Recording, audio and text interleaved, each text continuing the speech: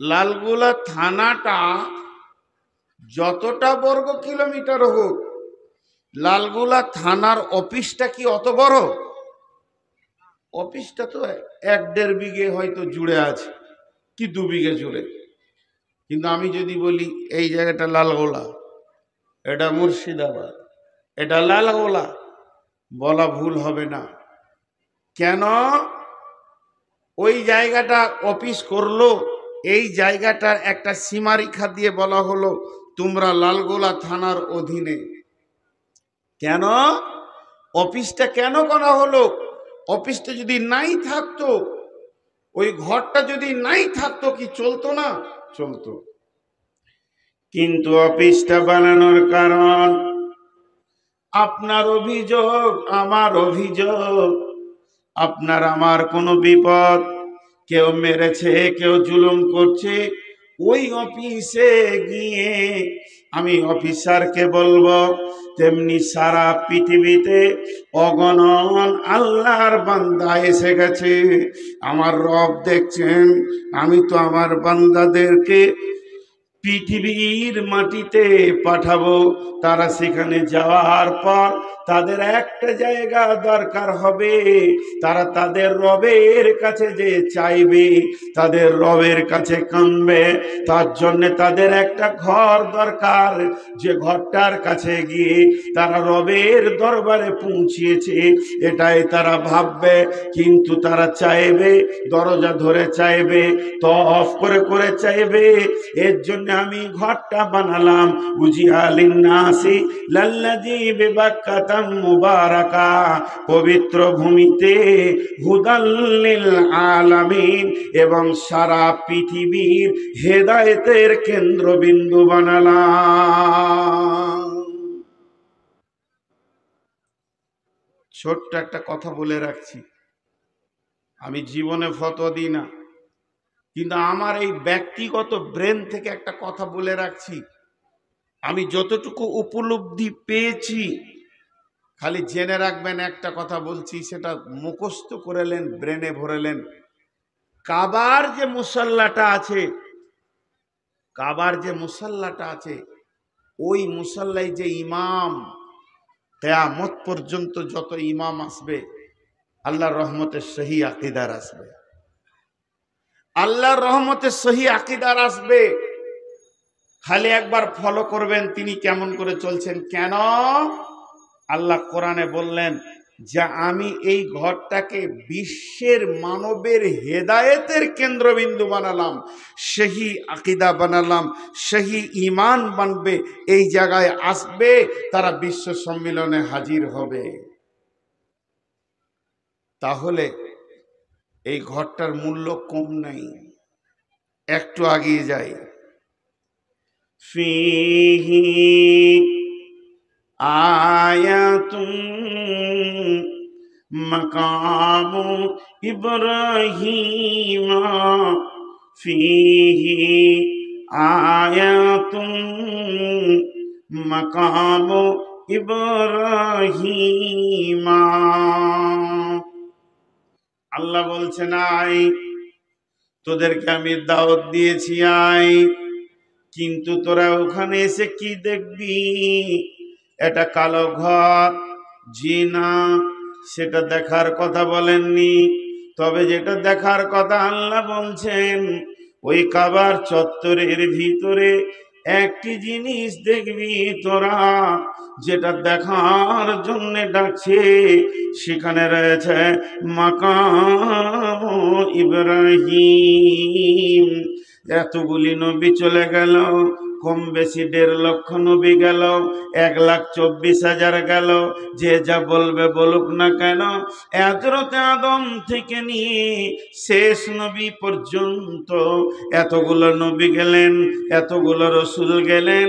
কোন নবী বা রসুল ওই জায়গাতে কাবার চত্বরে জায়গা পেল না, তাকে স্থান দেওয়া হলো না, তার নামে কোনো রেজিস্ট্রেশন হলো না, কোনো একটু জায়গা দেওয়া বলা হলো না এটা মুসার জায়গা, ঈসার জায়গা, হারুনের জায়গা, দাউদের জায়গা, এটা নবী সুলাইমানের জায়গা, নবী সলেহের জায়গা বলা হলো না। একটা নবীকে কেন্দ্র করে বলা হলো ফিহি আয়াতুম মাকাম ইব্রাহিম, যেটা কাবার দরজা, ওই দরজার সামনেই রয়েছে ইব্রাহিমের জায়গা।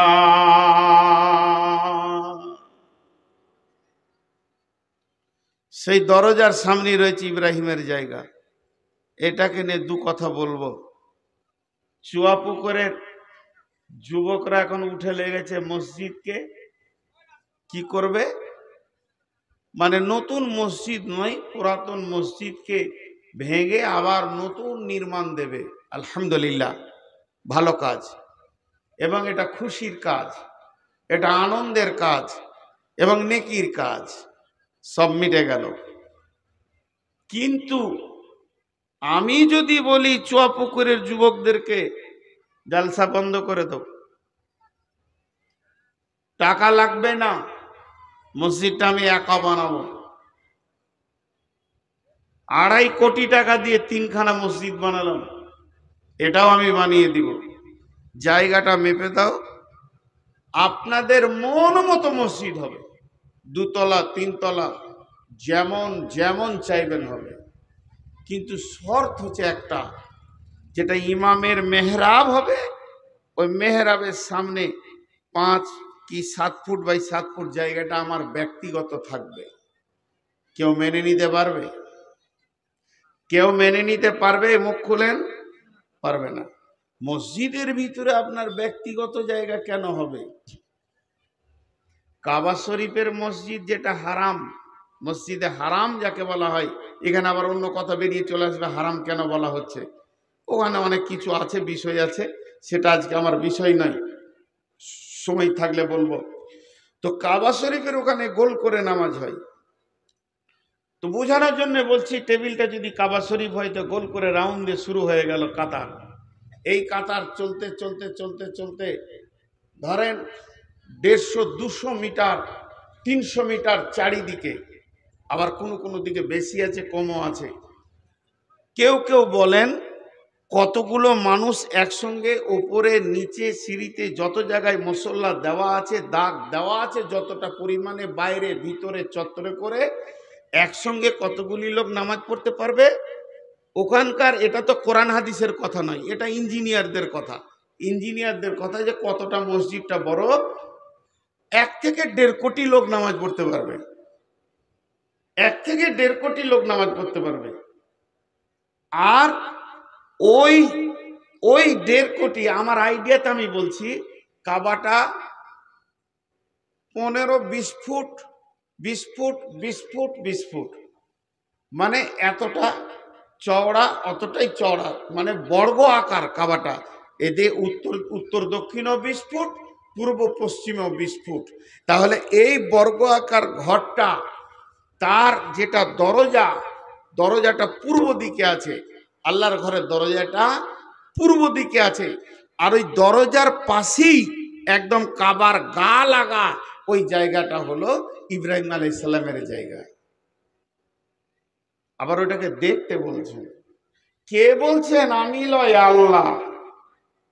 আমি যদি বলি তাহলে আপনি আমার কথাটা নিয়েন না, কিন্তু আল্লাহ বলছেন। কি বলছেন?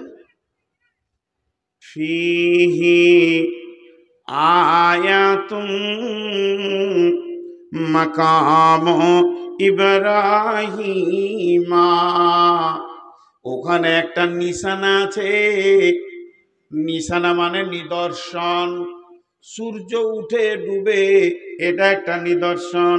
রাতের পরিবর্তন, দিন রাতের পরিবর্তন, আল্লাহকে পাওয়ার নিদর্শন। আসমান মাথায় আছে একটা নিদর্শন। আয়াত মানে নিদর্শন। জমিনটা আল্লাহ বানিয়েছেন, এটা একটা নিদর্শন। আল্লাহর যতগুলি নিদর্শন আছে, এই নিদর্শনের ভিতরে ফিহি, ওই কাবার ভিতরে আয়াতুম, এমন একটা আল্লাহ নিদর্শন রেখেছে, একটা নবীকে কেন্দ্র কেন্দ্র করে তার দিকে যেন মানুষের নজরগুলো চলে যায়।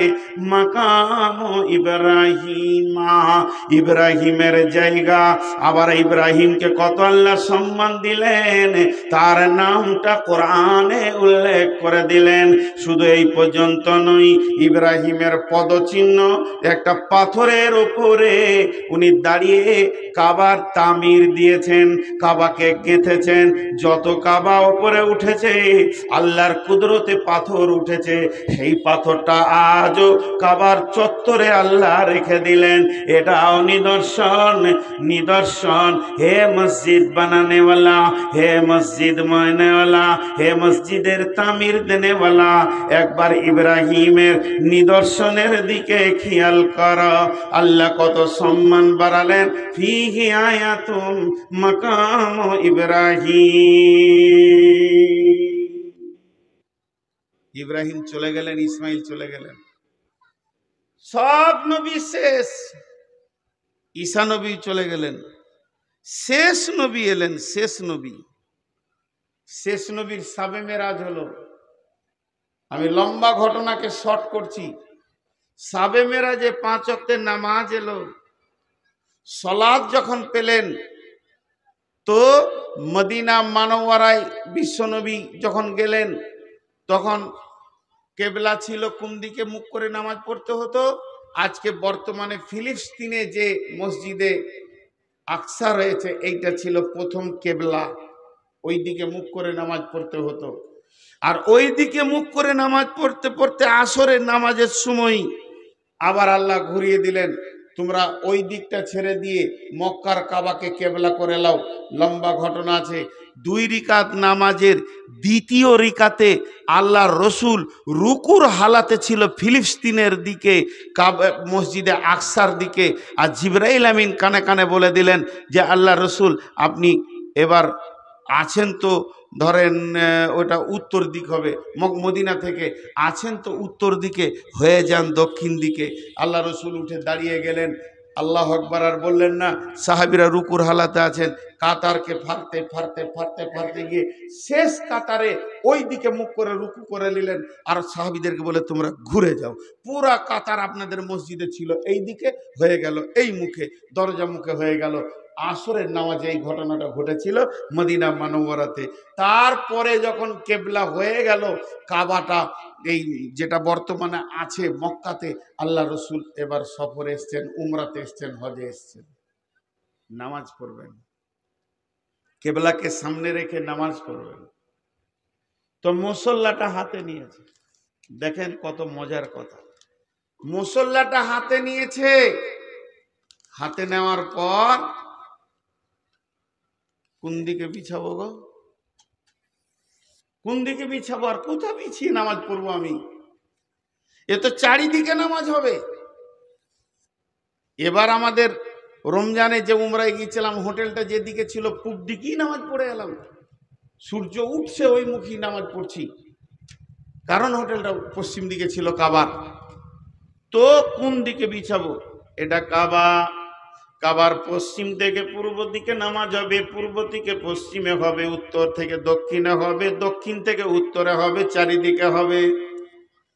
এখন সাহাবীদের ভিতরে বিশ্ব নবী প্রশ্ন করছেন, ওগো তোমরা বলো আমি আজকে মুসল্লাটা কোন জায়গায় রেখে নামাজ শুরু করব, ইমামতি করব? সাহাবীদের যার যেমন ছিল সে তা বললেন, কিন্তু হযরত উমরকে জিজ্ঞেস করলেন, উমর রে তুমি একটু বলো আজকের দিনে আমি মুসল্লাটা কোন দিকে রাখবো? হযরত উমর বললেন, ইয়া রাসূলুল্লাহ আমার বলতে 2 মিনিট লাগবে। বলছে বলো। বলি, ইয়া রাসূলুল্লাহ এটা কাবার পশ্চিম দিক, এটা কাবার পূর্ব দিক, এটা কাবার উত্তর দিক, এটা কাবার দক্ষিণ দিক। কিন্তু একটা জিনিস খেয়াল করেন, আমার আল্লাহ কাবার পূর্ব দিকটা কত ভালো এসেছেন। কাবার পূর্ব দিকে রয়েছে হাজরে আসওয়াদ, কাবার পূর্ব দিকে রয়েছে জমজমের কূপ, কাবার পূর্ব দিকে রয়েছে সাফা মারওয়া, কাবার পূর্ব দিকে রয়েছে আল্লাহর ঘরের দরজা, আবার কাবার পূর্ব দিকেই রয়েছে আপনার দাদার বংশের পদচিহ্ন ইব্রাহিমের, আবার কাবার পূর্ব দিকেই রয়েছে জায়গাটা ইব্রাহিমের।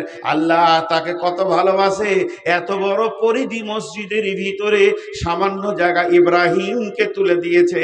আর আপনি ওই বংশের সন্তান, আপনি সেই বংশের গৌরব, আপনি সেই বংশের সুসন্তান, আপনি সেই বংশের আখিরি নবী।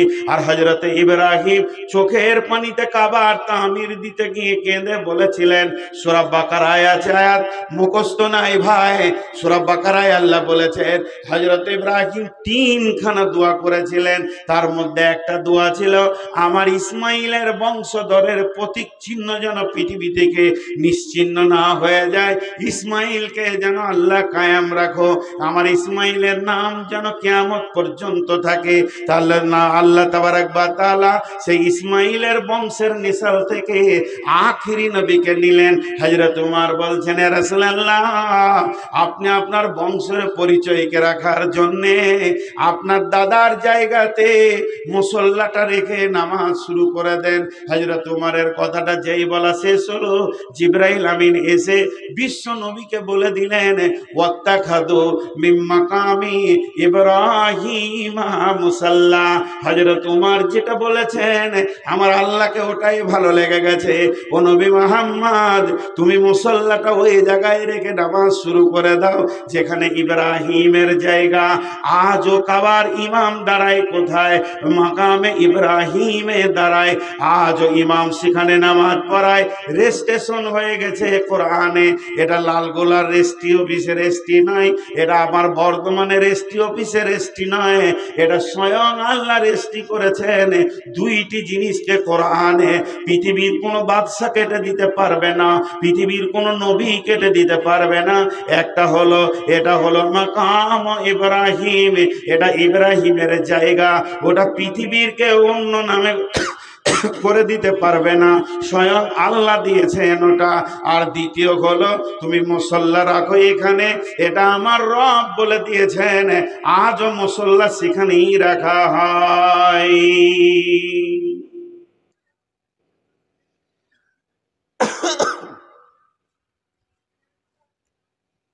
আজও রাখা হয়। মাঝে একটা ছোট কথা বলে নিব, মনে খারাপ কিছু লিয়েন না, ক্ষমা চেয়ে বলছি হাত পাগুলো ধরে। উমরা যদি করেন তো এই খেপার সঙ্গেই যেন, এইটুকুই বলে রাখলাম। বিজনেসম্যান যদি মনে করেন তো করে নিতে পারেন, বিজনেসের নিয়তে নামিনি। ইতিহাস যেগুলো বলি ওখানে ওইগুলোই দেখিয়ে দিই, এইটা মাকামে ইব্রাহিম। তো যাই হোক, যে কথা আপনাদের সামনে বলছিলাম, তা আল্লাহ আবার ওইটার কথা কোরআনে তুলে কি বললেন, ওয়ালিল্লাহি আলান নাসি হিজ্জুল বাইতি মান ইসতাতা ইলাইহি সাবিলা। হে বিশ্ববাসী রে, হে বিশ্ববাসী রে, আমি তোমাদের দাওয়াত দিলাম, আমার ঘরে তোমরা এসো, আমার ঘরে তোমরা এসো। যদি তোমাদের ইস্তাতাত আমার ঘরে পৌঁছানোর ক্ষমতা হয়ে যায়, হে আমার গোলামের দল, তোমরা আমার ঘরে এসো, এসো। তাহলে ওখানে ডাকলেন কেন? এইগুলো দেখবেন। এগুলো দেখলে কি হবে? আপনার জজবা বাড়বে, ইমানি জজবা। তো যাই হোক, মুফাসসিরিনদের মত হচ্ছে হযরত ইব্রাহিম আলাইহিস সালামকে এত সম্মান দেওয়ার কারণটা কি, যে যত নবী এসেছিলেন সব থেকে বেশি ইব্রাহিম আলাইহিস সালামকে পরীক্ষা করা হয়েছিল। 113 বার পরীক্ষা করা হয়েছে। আর প্রত্যেকটি পরীক্ষাতে উনি স্কলার ছিলেন। তার মধ্যে 13 বার কঠিন, তার থেকে কঠিন 3 বার। সেই 3 বারের ভিতরে একটা বার হচ্ছে ছেলের গলাতে, বাচ্চার গলাতে ছুরি দেওয়া। কোরআন বলছে, এটা সহি জয়ীফের নাই, জি, সন্তানের গলাতে একবার ভাবেন তো, আপনি আপনার বাচ্চাটাকে সামনে রেখে, বেটা সৌ তো তোমাকে জবাই করব আমি আল্লাহর জন্য। এই পরীক্ষাগুলো তিনার উপরে হয়েছিল, এই জন্য এই সম্মান। তা আমি আপনাদের সামনে এই ইতিহাসটা কেন দিলাম, আজকে আপনারা সেই ইতিহাসে নামতে চলেছেন। আমার নসিবই খারাপ। ওই চাওয়াল, আপনি উঠেন, আপনি উঠেন, দাঁড়ান, দাঁড়ান, একদম বাইরে যান। খুব শিয়ানা মাল, ভাবছে হয়তো দেখতে পাই নাই। আমার কাজই ওই সোজা লালগোলা স্টেশন, নাহলে বহরমপুর। তো এটা হলো একটা ছোট্ট ইতিহাস বললাম। কেন বললাম, বিভিন্ন জিনিসকে নিয়ে মতান্তর হয়েছে, বেশ কিছু জিনিস নিয়ে। মসজিদ পৃথিবীর প্রথম কোনটা? কেউ বলছে কাবাটা, তো কাবার তো কেবলা, ওখানে যে মসজিদটা আছে মসজিদটার নাম হারাম, মসজিদটা গোল, বলছে এইটা প্রথম। আর একটা দলিল এসছে পৃথিবীর প্রথম মসজিদ হচ্ছে মসজিদে নববী। কিন্তু আরো একটা দলিল আছে, এই রসুলের কমপ্লিটলি ইসলাম যখন এসেছে তখনকার প্রথম মসজিদ মসজিদে কোবা। নানা রকম কথা, যাই হোক, মসজিদ বিশ্বনবী বানিয়ে গেছেন, বিশ্বনবী বানিয়ে গেছেন। আল্লাহ বলছেন বিসমিল্লাহির রহমানির রহিম, ইন্নামা ইয়ামুরু মাসাজিদাল্লাহি মান আমানা বিল্লাহি ওয়াল ইয়াউমিল আখিরি ওয়া আকামাস সালাতা ওয়া আতাজ যাকাতা ওয়া লাম ইয়াখশা ইল্লাল্লাহ ফাআসা উলাইকা আইয়াকুনু মিনাল মুহতাদিন। মাঝে একটা কথা ছাড়া গেছে বলেনি, এই কাবাটা অনেকবার বানানো হয়েছে, কিন্তু একবার দুবার নয়, অনেকবার অনেকবার। আদমের জামানায় হয়েছে, সব নবীর জামানায় ওটাকে, মানে আপনারা যেমন মসজিদকে বানাচ্ছেন এইভাবে বানানো হয়েছে। শেষ নবীর জামানাতে হয়েছে, শেষ নবীর বাচ্চা অবস্থায় হয়েছে, ইতিহাস আছে। তো বিভিন্নভাবে বানানো হয়েছে। তো তার মধ্যে আল্লাহ এবার কি বলছেন, যারা মসজিদ বানাবে তাদেরকে বলছেন, আপনাদেরকে একটা ছোট্ট করে কথা জিজ্ঞেস করি, একটু হালকা আওয়াজে উত্তর দিবেন, চিল্লাতে হবে না, যাতে করে আমি বুঝতে পারবো যে আপনারা মন দিয়ে শুনছেন। সেটা হচ্ছে যে মসজিদ ভাঙা গোনা না নাকি? ভাঙা মসজিদ ভাঙা গোনা না নাকি? কোনো উত্তর পেলাম না। আচ্ছা, আপনারা চুপ করে আছেন কি করে? ধৈর্য আছে বাবু, কথা বলছেন না কেন? আরে ভাই, আপনারা যদি কথা না বলেন আমাকে কেমন লাগবে? আমি যদি আপনার কথার উত্তর না দিই তো আপনাকে কেমন লাগবে? মসজিদ ভাঙা গোনা না নাকি? গোনা। আর বানানো নেকি, এটাই আমরা জানি। তামির, ইন্নামা ইয়ামুরু, ইয়ামুরু শব্দের অর্থ হলো মসজিদের কল্যাণকর হবে ওরা, কল্যাণকর, ভালাই করবে, দেখভাল করবে, বানাবে শব্দ লয়। তাহলে প্রয়োজনে ভাঙতে হবে, তখন ভাঙলে নাকি? আবার গড়তে হবে, গড়লে নাকি? এখন এই মসজিদটা ভাঙতে হবে, অর্ডার হয়েছে, টাকা পয়সা হয়ে গেছে, মাল এসে গেছে। জি, আমাদের এলাকায় আমি যে মসজিদ করলাম, তো দুইটা মসজিদ, তিনটা মসজিদ ভেঙেই বানানো হলো। একটা জিসিবিকে বললাম যে ভাই মসজিদটা কালকে ভেঙে দাও, বলছে ওই কাজ কি আমি করি? ওকে আর কি বুঝায়? অনেকবার বললাম তুমি যা নেবে নেবে, খালি ভেঙে ট্র্যাক্টরে তুলে দাও। না হুজুর, আপনি যা বলবেন সব করবো, কিন্তু এই কাজ করতে পারবো না। ওর ধারণাটাই খারাপ। মসজিদ ভাঙলে নাকি, এখন যদি মসজিদটা ভাঙতে হয় লিভার খরচা হবে 20,000 টাকা, কিন্তু যুবকরা বলছে না আমরা ভেঙে নিব, কাউকে দিব না।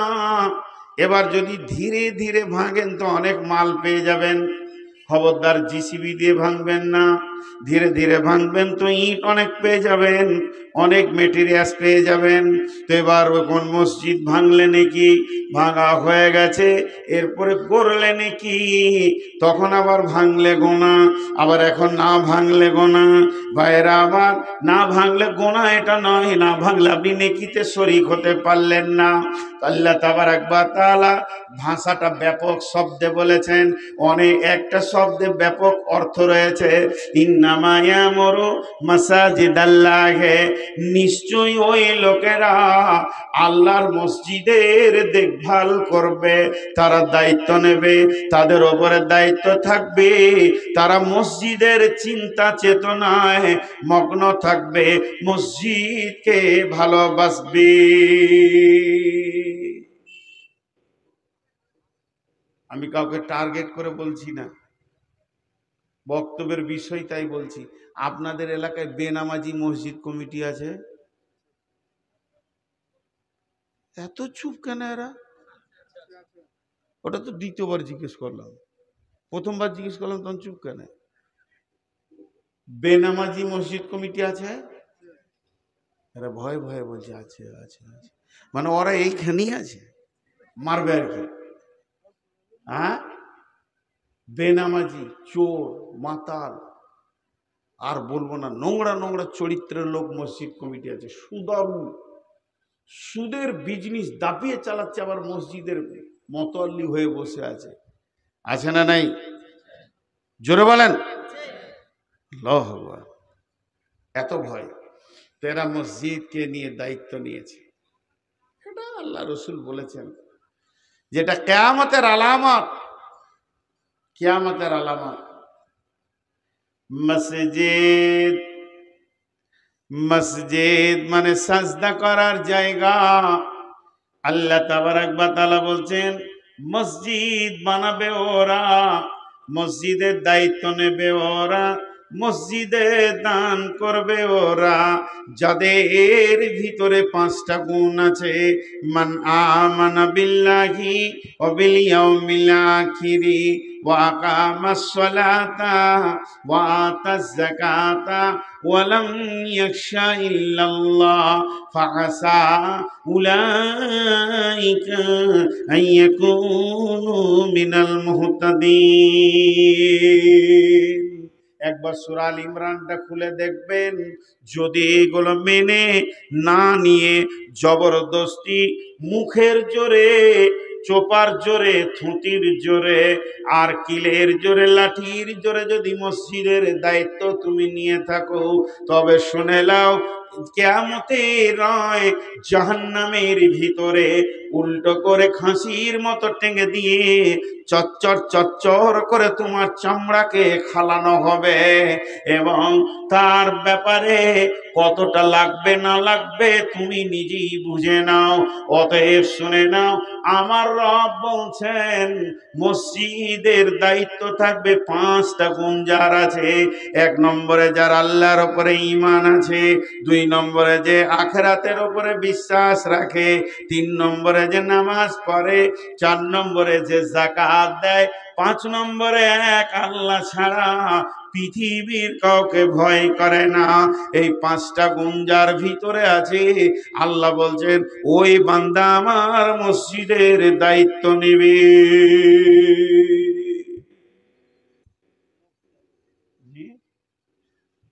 মারবে বলছে নাকি লাঠি? মারিয়েন না গো। কতক্ষণ হলো? আধা ঘন্টা হলো।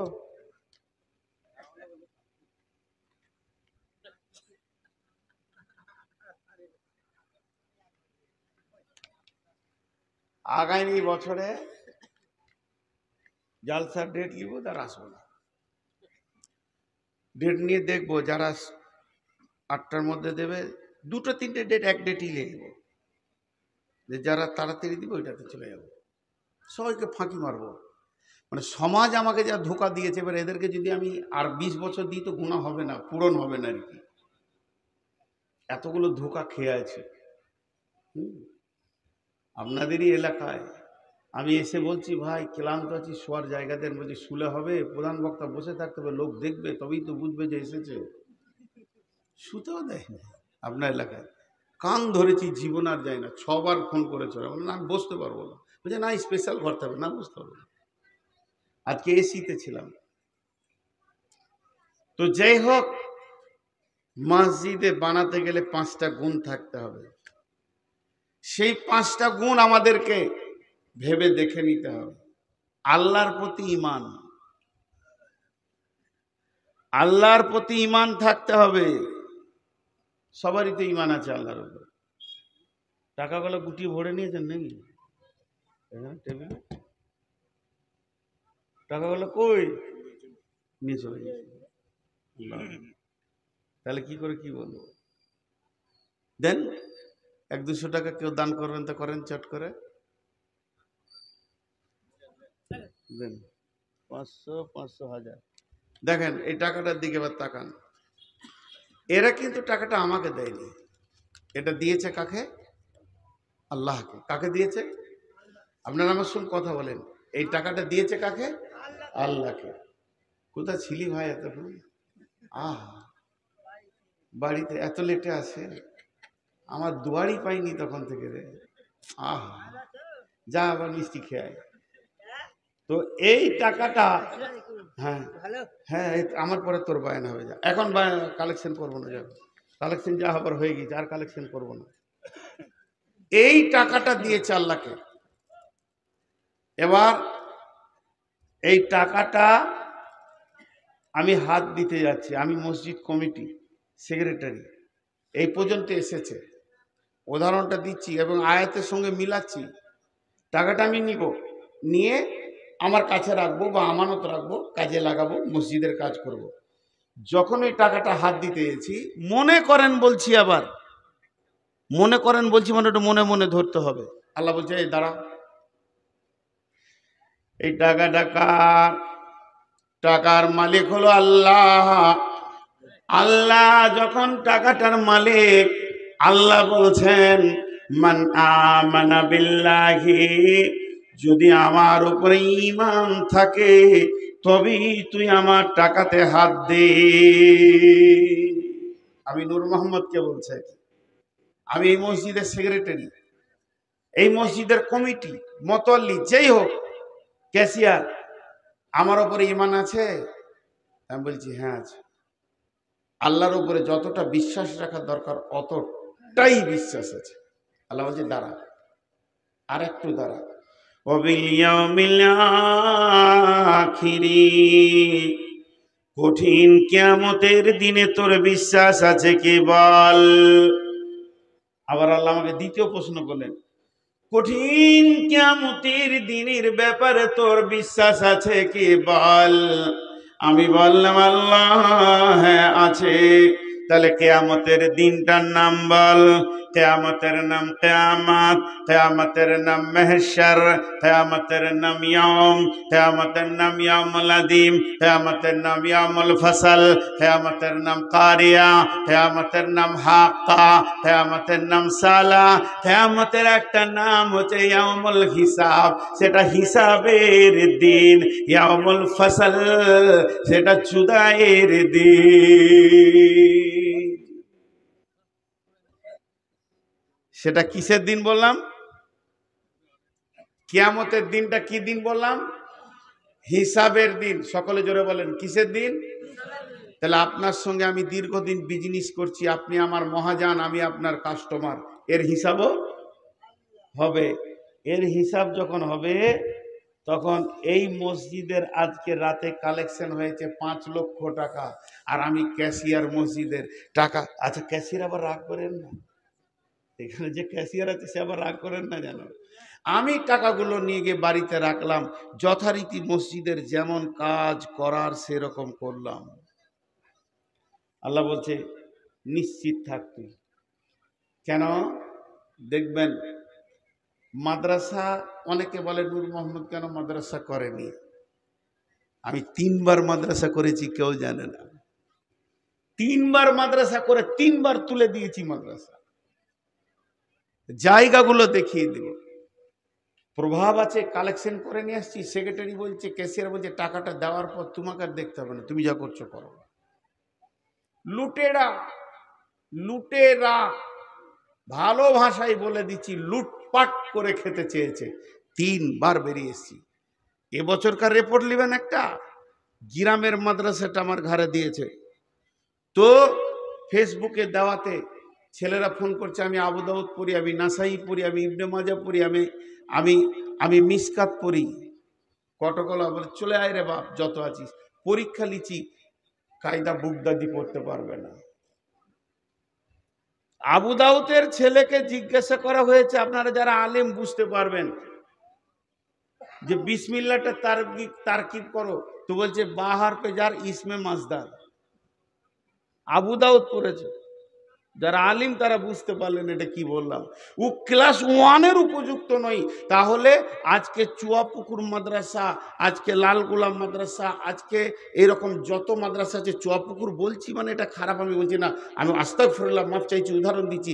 আজকে আমার মাদ্রাসাটারই কথা বলছি, বছরে 40 লক্ষ টাকা ব্যয় আছে, আর একটা ছেলে আলিফ শিখতে পারেনি। ওই ব্যয়টা আমানত হয়েছে না খেয়ানত হয়েছে? আলেমদেরকে জিজ্ঞেস করবো। 22টা একসঙ্গে 24টা ছেলে এলো, মাত্র 3টে ছেলে তার আবু দাউদ নাসাই পড়ে চলে এসছে। 3টে ছেলে ক্লাস 1-এ ভর্তি হলো। ওদেরকে বোঝানো হলো, বলে হুজুর যে ক্লাসে নেবেন ওটাতেই হবো, আমরা আলেম হতে চাই। আর বাকিগুলো কেটে পড়লো, কেটে পড়, টিকছে না। আমি বলে দিয়েছি 10টা শিক্ষক আছে, 10টা শিক্ষক থাকবে, 3টে ছেলে থাকবে, 3টে। 10টা শিক্ষকের বেতন দিব, 3টে ছেলে থাকবে। অভিভাবকদেরকে বলছি, বিশেষ করে আপনাদের হাতগুলো ধরছি, পাগুলো ধরছি, মাসে 3 বার সুগার চেক করেন। যে ছেলেগুলো কলেজে ইউনিভার্সিটিতে মিশনে পড়ছে, তাদের রেজাল্টটা 2 বার পড়ে দেখেন যে আমার ছেলে কত নাম্বার পেয়েছে, খোঁজ নেন। আর যেটা মাদ্রাসায় পড়ছে, খালি অপেক্ষা করছেন যে কবে মাংস ভাত খাবার, ছেলের মাথায় পাগড়ি লাগবে, কিন্তু আসলে ছেলের ভিতরে কিছু ঢুকছে না, এ খবর আপনি নাই। নিয়ে আসেন আপনার ছেলেকে চুয়াপুকুর মাদ্রাসায়, নিয়ে আসেন আপনার ছেলে কোন মাসে পড়ছে, আমি এখানকার হেড মৌলানাকে দিয়ে আপনার ছেলেটাকে টেস্ট করে দিব, দেখবেন ক্লাস 1-এর উপযুক্ত নয়। তবে সবগুলি কি তা নয়, সবগুলি কি তা নয়। তো আল্লাহ তাবারক ওয়া তাআলা বলছেন যে শোন, সেটা হিসাবের দিন, সেই দিন হিসাব হবে আমানতের খেয়ানতি। কেমন? একবার মাদ্রাসার হিসাবে বসবেন, জি এটা আমার বেটার বাড়ি, এটা আমার মেয়ের বাড়ি, ওটা আমার ছোট বেটা, এটা বড় বেটার বাড়ি বানালাম, আমি আব্বা দাঁড়িয়ে বানালাম। ছেলেরা বিদেশে কাজ করে, বাড়ি বানাতে গিয়ে মিস্ত্রি বলল 20 প্যাকেট সিমেন্ট লাগবে। চলে গেলাম বাস স্ট্যান্ডে, সিমেন্টগুলো একটা গাড়িতে চাপালাম, মেশিন ভ্যানে ভুটভুটিতে চাপালাম। গাড়িওয়ালা বলছে 20 প্যাকেট একসঙ্গে যাবে না, 50 প্যাকেট যাবে না। আমি বলছি পেছনে ঠেলতে ঠেলতে নিয়ে যাব।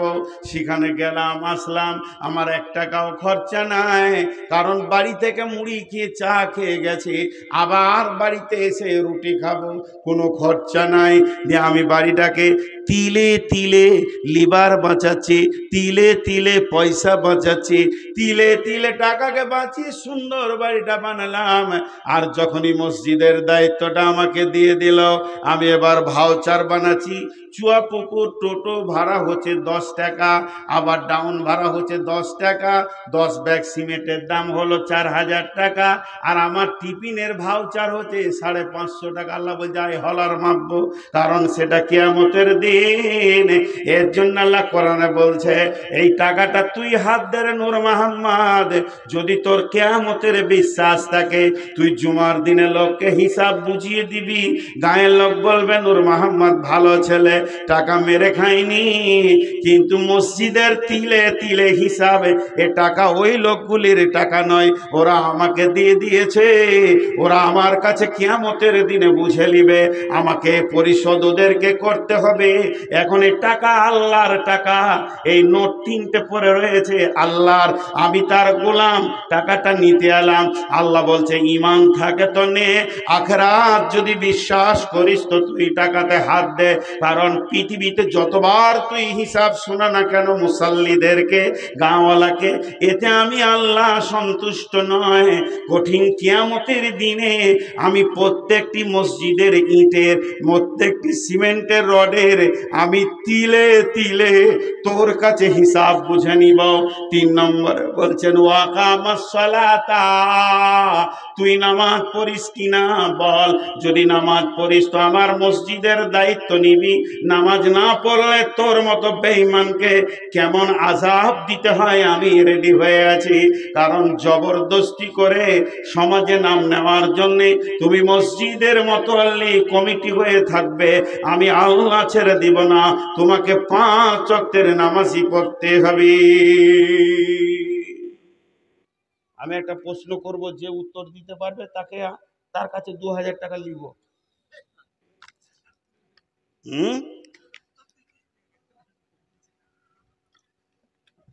বলেন, আমার মা বাঁঝা,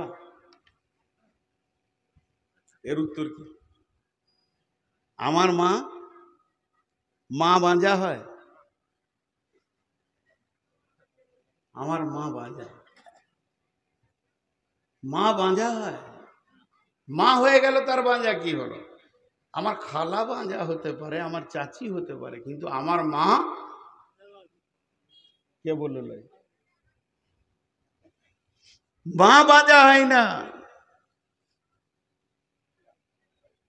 86 বছরের বৃদ্ধ লাঠি ছাড়া হাঁটতে পারে না, চোখের চশমা নাকের ডগে থাকে, আর ইউ হয়ে গেছে শরীরটা বেঁকে, রান্না করে খাচ্ছে। বৃদ্ধ আর বৃদ্ধা বেঁচে আছে, 86 বছর বয়স, 8টা ছেলে জন্ম দিয়েছে। 8টা তরু তাজা বেটা, 8টা বেটিগুলো তো বিয়ে হয়ে গেছে। 8টা বেটা 8টা বউ নিয়ে দাপিয়ে দুনিয়া করছে। মা আব্বা রান্না করে খেয়েছে। জনৈক আলিম গিয়ে বলছে, চাচি কেমন আছেন? চাচি হয় ওর, ঘটনা সত্য, কোথাকার বলবো না। চাচি কেমন আছেন? বলে, বাঁঝা মানুষ যেমন থাকে ওরকম আছি বাবা। মসজিদ বানাচ্ছে কিন্তু মসজিদ ঢুকবে না, ও মসজিদকে বাঁধা করে রাখবে। আল্লাহ বলছে, তুই মসজিদকে খেলতামাশা পেয়ে গেছিস না? সালাত আদায় করো, ওয়া আতাজ যাকাতা, ওয়া আতাজ যাকাতা। যে ব্যক্তি যাকাত দেয় না সে মসজিদ কমিটি হবে না, তার কাছে মসজিদের টাকা থাকবে না, এবং তার টাকাও মসজিদে নেওয়ার ব্যাপারে অনেক সন্দেহজনক কথা আছে। হাজি ভাই, আবার একটা উদাহরণ দিব, ধ্যান দিয়ে শুনেন। আমি আমার নাতনিকে কোলে নিয়েছি, আর হিসু করে দিল। বাচ্চা ছেলে মেয়ে পেচ্ছাপ করে দিল, তো আমার লুঙ্গিটা গোটাই ভিজে গেল, কিন্তু গাড়ি রেডি, 1 মাসের জন্য জালসাই বেরিয়ে যাব উত্তরবঙ্গে, ড্রাইভারও রেডি, খালি আদর করে কোলে নিতে গেলাম আর হিসু করে দিল। লুঙ্গিটা নিতেও হবে, আবার ছেড়ে গেলে হবে না, 3-4টা লুঙ্গি নিব। চট করে লুঙ্গিটা চেঞ্জ করে রেখে দিলাম, একটু আদু আদু করে ভাঁজ করে। আমার বিবিকে বললাম, লুঙ্গি 3টাকে ভরে দাও তো, কিন্তু আসলে ওটাকে আলাদা ক্যারিতে ভরতে হতো, ও না পাক, ওটা আলাদা ক্যারিতে ভরতে হতো, তারপরে ব্যাগের সাইডে বা গাড়ির সাইডে ফেলে রাখতে হতো, যেখানে জালসা করতে যাবো ধুয়ে নেবো। কিন্তু আমার বিবি অত খেয়াল না করে 3-4টা লুঙ্গি জামা কাপড়কে ব্যাগে ভরে দিল। এবার কি করবো বলেন, কি করব বলেন? কি সন্দেহ পড়ে গেলাম। হে বেজাকাত, হে সুদারু, তোমার টাকা না পাক, তুমি বেঈমান, আল্লাহকে যাকাত দাওনি, অতএব আল্লাহর পবিত্র টাকা তোমার আলমারিতে ভরবে। এটা কেমন করে হয়? না পাকের জায়গায় পাক টাকা যাবে কেমন করে? বেজাকাত কোনোদিন তুমি দান করো না, আর বেজাকাত ওয়ালা মসজিদ কমিটিও হবে না, তার কাছে আল্লাহর টাকা থাকবে না। অতএব আল্লাহ বলছেন, যদি তুমি মসজিদ বানাতে চাও, মসজিদকে ভালোবাসো, যাকাত দেনেওয়ালা হয়ে যাও, ওয়াতা যাকাত, তুমি পবিত্র হয়ে যাও। তুমি তো মসজিদের যেটা জায়গা আছে ওটা আমাদেরকে দে, আমরা মসজিদ বানিয়ে একটা মিউচুয়াল হয়ে ওদেরকে একটা জায়গা দিয়ে ওদেরকে আলাদা করে দিয়েছে। ওরা এখন ধান্দা করছে যে নূর মোহাম্মদকে নিয়ে আসবো তো মসজিদ হয়ে যাবে, 2-3টা মসজিদ বানিয়েছে। কিন্তু আমি যে লোকের কাছে মেঘে বানাচ্ছি, আমি তো আর ধরেন বিদেশ থেকে টাকা, বড় বড় কোম্পানির টাকা তো আমার কাছে নেই, আমি লোকের কাছে দরজায় চেয়েছে বানাচ্ছি। তা আমাকে নিয়ে গেল, এরকম বায়ান করলাম, মহিলারাও বায়ান শুনছিল। খালি ওদেরকে একটা কথা আমি বলেছি, 80টা লোকের 80টা ঘর, 80টা লোকের 80টা ঘর, সবাই নিজে নিজে ঘর আছে না নাই? আর 80টা লোকের একটা ঘর। পয়সা কেন চাইবে বাইরে গায়ে? বাইরে গায়ের লোকের কাছে পয়সা কেন চাইবে? আজকে চুয়াপুকুরের লোকগুলোকে আমি মুসলমান হিসেবে দাবি রেখে বলছি, আবদার করে বলছি, 150টা লোকের একটা ঘর। কি জানতে দিব লোককে কখন দুতলা হয়ে মার্বেল লেগে যাবে? 150টা লোকের একটা ঘর, 1 লক্ষ করে টাকা দেন, 1.5 কোটি টাকা। 50,000 দিলে 75 লক্ষ টাকা। কেন দিবেন না? দিবেন না এটা কেন? এটা আল্লাহর ঘর, আপনার পাড়ার, আপনার। আবদার করেন। জি, আজকে জুমার খুতবা খুব কষ্ট করে উঠেছি। জামাই বলল আব্বা আপনি খুতবা দেন, উঠলাম। খালি বললাম যে 275 ঘর আছো, 1000 করে টাকা এক সপ্তাহ, 1 মাসের মধ্যে ফেলে দাও, 1000 করে নিব। যে দেবে না তার বাড়িতে আমি হামলা করব। টাকা দিতে শুরু করেছে। মসজিদের একটা বড় সাবমার্সেল করে, আমাদের দিকে একটা সাবমার্সেল 70, 80, 90 হাজার টাকা খরচা হবে, কিন্তু বাৎসরিক 40 থেকে 50 হাজার টাকা ইনকাম আছে। সাবমার্সেলটা বসাবো, 4খানা সাবমার্সেল বসিয়ে দেবো মাঠে মসজিদের নামে, ইনশাআল্লাহ 1.5 লক্ষ টাকা দেখতে হবে না, মসজিদের ইমামের বেতন আরামসে আসবে। তো শুধু অঙ্ক করেন, মসজিদটা কত ফুট বাই কত ফুট আছে। আমি মসজিদের কথা বলছি, বিরক্ত হবেন না, যে কাজে এসছি সেই কাজের কথা বলছি।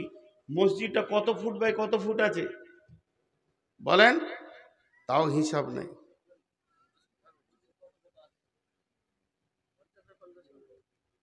জি, হ্যাঁ হ্যাঁ, 30 বাই 70 কি করে হবে? আপনাদের মসজিদ 30-35 হবে, দেখেন 30-25-এর বেশি হবে না, জান। হ্যাঁ হ্যাঁ, মানে উত্তর দক্ষিণে 30 হবে, পূর্ব পশ্চিমে 25 হবে। আমার আইডিয়া, মসজিদ ঢুকিয়ে বলে দিয়েছি আমি, 30-25 হবে। তো আমি 30-30 করছি, তাহলে কত হচ্ছে? 30 গণিত 30, 900। 900 ফুট জায়গা, প্রতি স্কোয়ার ফুটে 1800 টাকা খরচা হবে, জান। প্রতি স্কোয়ার ফুটে 1800 টাকা খরচা হবে। খুব শৌখিন করলে 2000 টাকা খরচা হবে স্কোয়ার ফুটে। 18 লক্ষ টাকায় মসজিদটা চকচক করবে এবং 2 তলা মার্বেল হয়ে ঝকঝকে হয়ে যাবে। 15 থেকে 18 লক্ষ টাকা লাগবে। 18 লক্ষ টাকা, 150 ঘর। 18 লক্ষকে 150 দিয়ে ভাগ করে দেন, নিজে নিজে টাকা বের করেন। আর নিজের রক্ত ঘামার টাকা দিয়ে যখন মসজিদ করবেন, তো মসজিদটা দেখবেন তো কলিজাটা ঠান্ডা হবে। বিনা প্রসব যন্ত্রণায় আল্লাহ মেয়েদেরকে সন্তান দিতে পারতেন, আল্লাহর সে ক্ষমতা ছিল।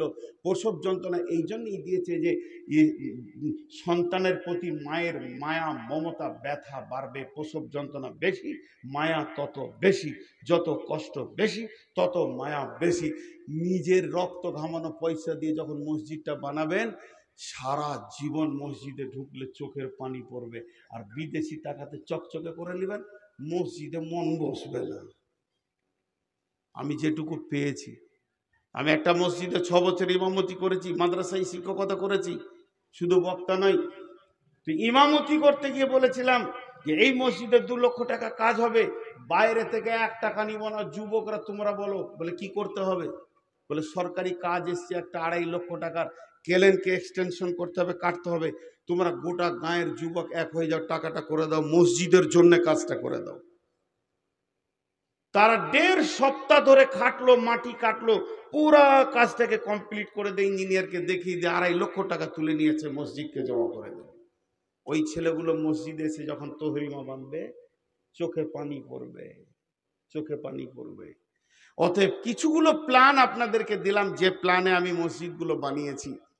ভাইরা আমার, আল্লাহর নবী বলছেন মান বানা লিল্লাহি মসজিদান বানাল্লাহু লাহু বাইতান ফিল জান্নাহ, যে পৃথিবীর বুকে মসজিদ বানাবে আমার রব তার জান্নাতে ঘর বানাবেন, জান্নাতকে সাজাবেন, সুন্দর করে সুসজ্জিত করে দেবে।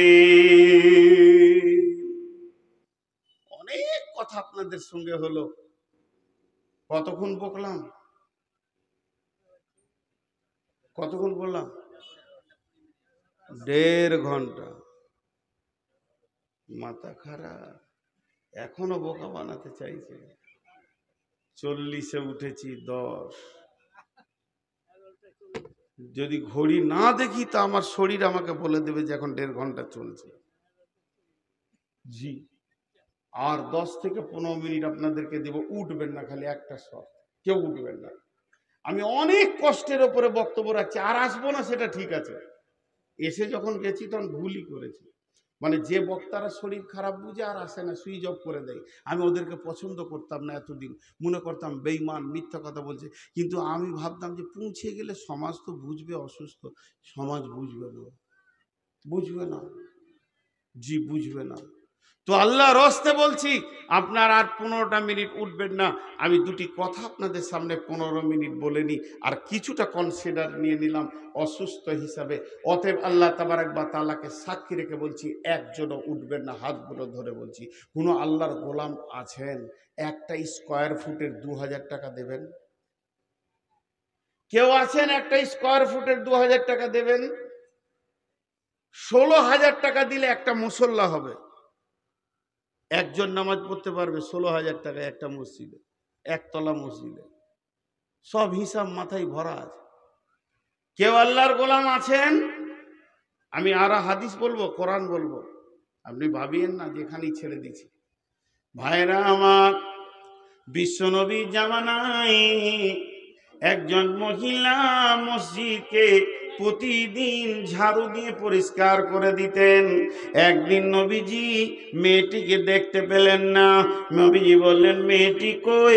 বলে, কোন মেয়েটি? বলে, যে মেয়েটি মসজিদকে ঝাড়ু দিয়ে পরিষ্কার করেছে। দয়ার নবী যখন বললেন, সাহাবীরা বললেন, রাসূলুল্লাহ মেয়েটি মারা গেছে, তাকে দাফন করে দেওয়া হয়েছে।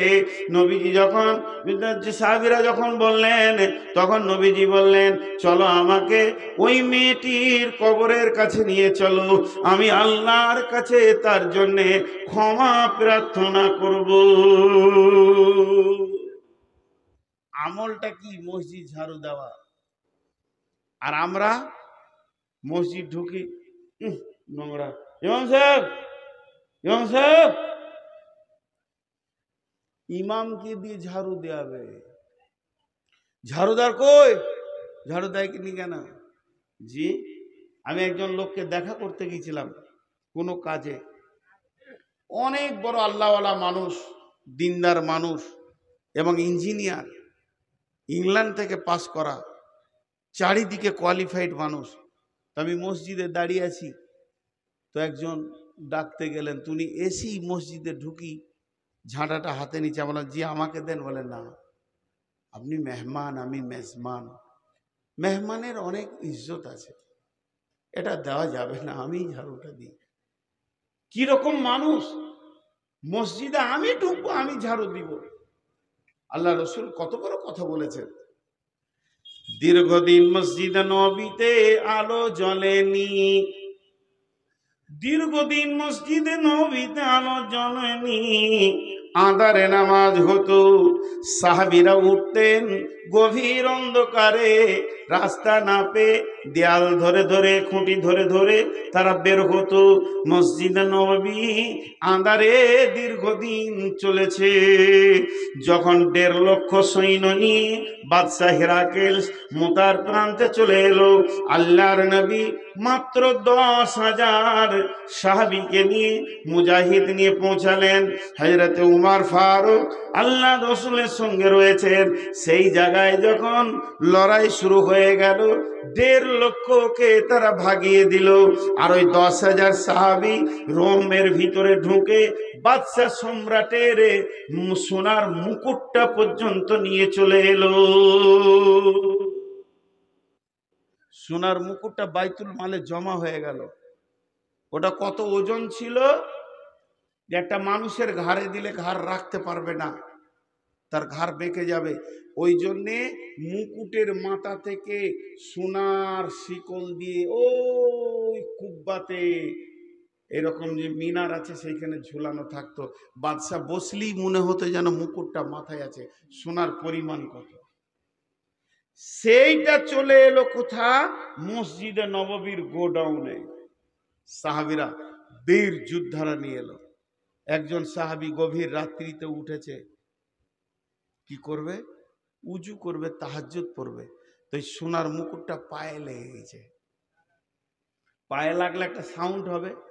তো আর একজন শুয়ে বলছে, কিরে কে রে, কিরে কে রে?